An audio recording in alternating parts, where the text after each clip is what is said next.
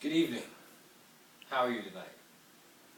My name is King, and I'm here to talk to you a little bit about etiquette and manners in a corporate business environment.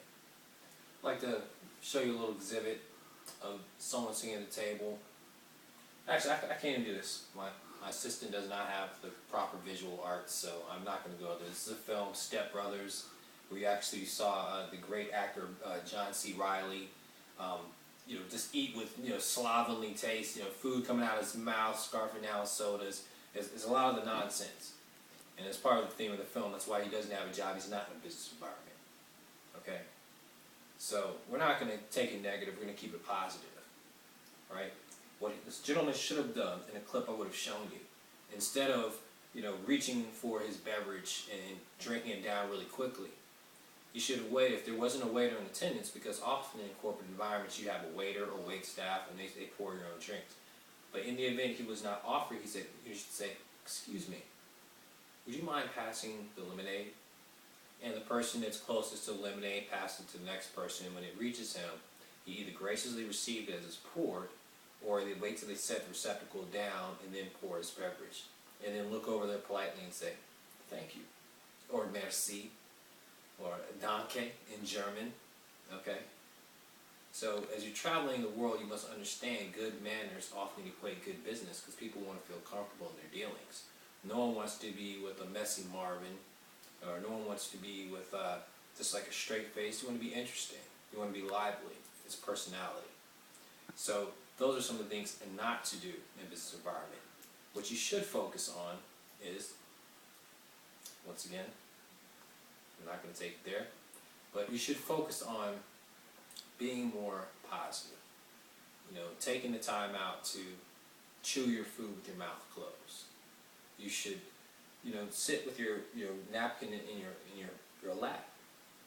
These are some of the things you can do, and never overindulge. Drinking at a social occasion, you might be on the golf course with your boss. If you see he has a beer and invite you to have one, it might be advantageous to have that beer if you're over the age of 21, legal, to have that beverage with them. And know that you're still working. You're not there to socialize and fraternity party and show how cool you are or how much you can drink. You're there to impress your boss and show that you can represent the company and your brand in various environments.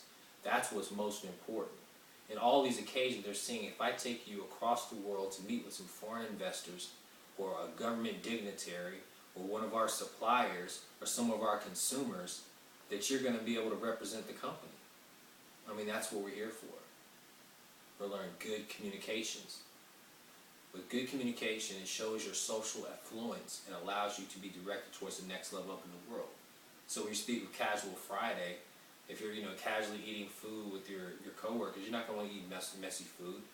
Spaghetti, the wings, the chili dogs with mustard everywhere. Because if something comes on your clothes, you're not going to have time to go home and dry clean your shirt, but that may be the day the client walks in the office. And they're not going to want to hear any excuses of why you're not A1, the place is immaculate and has a great feng shui or energy to do the deal. That's what it's about. Harnessing modern technology with good old-fashioned sense. Values you might have seen in film or you grew up with at home. Your grandmother says, take your elbows off the table. Sit up straight. Chew with your mouth closed. The mantras that you hear over and over. Like the great President Barack Obama says when he talks about affectioning his daughters and instilling values in them. You want to have social values and communication skills that come off well in all facets of your life. Because I'm telling you, it's competitive out here. I worked in private sector before I came to school. I'm just testifying. This is my personal story. But I've found the one thing that always keeps me forward. Something I learned from my father and something that was taught to him. Just like Rudyard Kipling said, you walk with kings, but never lose the common touch.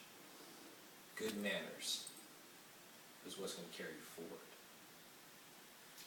So I'd just like to thank you for the opportunity to come out today, to be a part of this classroom, and to speak in this workshop about good manners and etiquette.